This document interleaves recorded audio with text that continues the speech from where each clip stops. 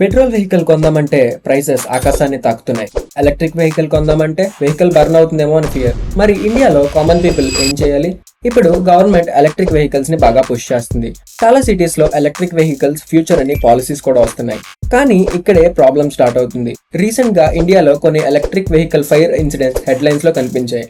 అందుకే చాలా మంది ఒక క్వశ్చన్ అడుగుతున్నారు, సమ్మర్ లో ఈవీ సేఫేనా? ఎక్స్ట్రీమ్ హీట్ బ్యాటరీస్ మీద ఎక్స్ట్రా స్ట్రెస్ క్రియేట్ చేస్తుంది.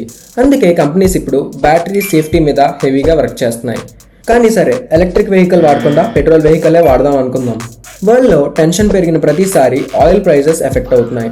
ఇండియా ఇంకా చాలా ఆయిల్ని ఇంపోర్ట్ చేస్తుంది. అంటే ఫ్యూచర్లో పెట్రోల్ ప్రైజెస్ ఎలా ఉంటాయో ఎవరూ గ్యారంటీ ఇవ్వలేరు.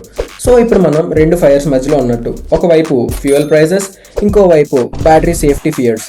కానీ ఎక్స్పర్ట్స్ చెప్పేది ఒకటే, ఫ్యూచర్ ఎలక్ట్రిక్ది. క్వశ్చన్ ఏంటి అంటే, బ్యాటరీ టెక్నాలజీ అంత ఫాస్ట్గా ఇంప్రూవ్ అవుతుందా? మరి మీరు 2026లో వెహికల్ కొనాలి అంటే ఈవీ చూస్ చేసుకుంటారా, లేదా పెట్రోల్ వెహికల్ చూస్ చేసుకుంటారా? కామెంట్స్లో చెప్పండి. ఇలాంటి ఇంట్రెస్టింగ్ టెక్, ఫ్యూచర్ ట్రెండ్స్ మరియు వరల్డ్ చేంజింగ్ స్టోరీస్ కోసం ట్రయో ఇన్ఫో ఛానల్ని సబ్స్క్రైబ్ చేసుకోండి.